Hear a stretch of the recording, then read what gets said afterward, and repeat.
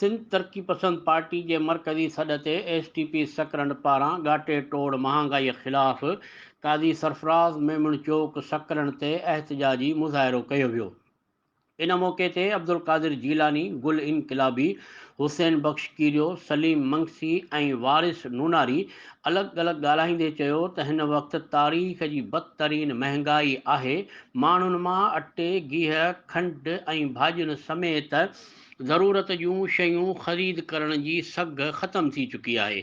महांगाईअ सबबि मिसकीन माण्हू पंहिंजनि ॿचिड़नि समेत ख़ुदकुशियूं करे रहिया आहिनि।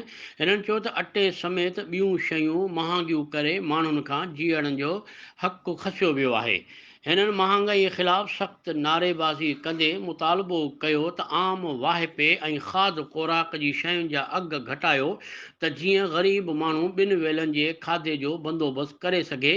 ॿी सूरत में एसटीपी पारां एहतजाजी तहरीक जारी रहंदी। काज़ी जावेद सनाई, इबरत न्यूज़, सकरन।